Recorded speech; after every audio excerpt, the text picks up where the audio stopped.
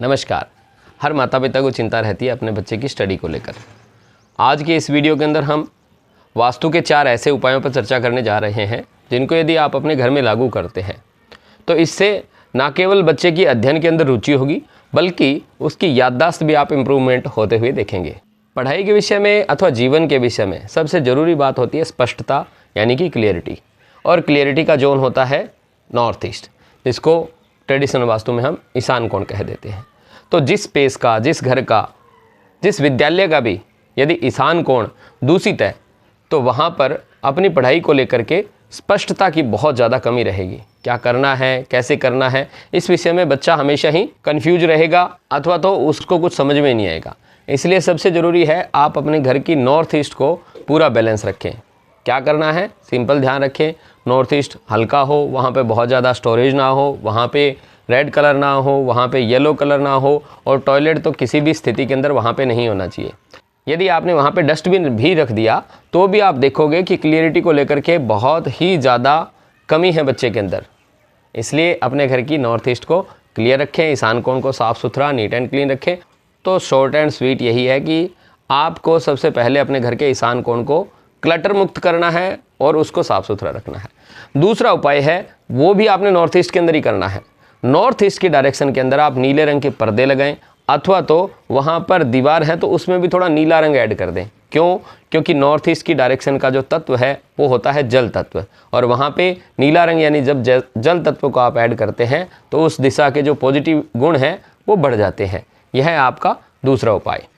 तीसरा उपाय है बच्चे का स्टडी टेबल। बच्चे का स्टडी टेबल आपको कहाँ लगाना चाहिए, तो उसके लिए वास्तुशास्त्र कहता है वेस्ट ऑफ साउथ वेस्ट की जो डायरेक्शन है वो है आपके घर के अंदर एजुकेशन और सेविंग्स का जोन। यह दिशा आपके घर में नैऋत्य कोण और पश्चिम दिशा के ठीक बीच में होती है।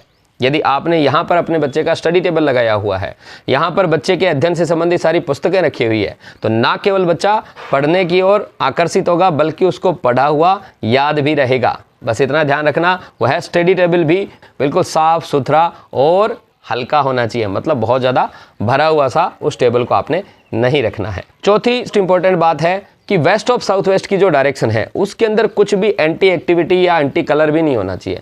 एंटी एक्टिविटी क्या है? जैसे वो बचत की जगह है, जैसे वो सेविंग्स की जगह है, तो वहाँ पे यदि आपने टॉयलेट बना दिया तो वो एक्टिविटी, वो गतिविधि है विसर्जन करने की, तो अभी बच्चे को पढ़ा हुआ याद नहीं रहेगा। अथवा तो बच्चा यूँ कहेगा कि जो कुछ मुझे याद है, लेकिन जब अंक लाना है, जब परीक्षा देनी है, उस समय बच्चा पढ़ा हुआ सब भूल जाता है। तो वेस्ट ऑफ साउथ वेस्ट के अंदर यदि आपने टॉयलेट बना रखा है तो उसे आप सफ़ेद रंग की पट्टी से ट्रीट कर दें, ठीक जैसा फोटो में दिखाया हुआ है वैसे।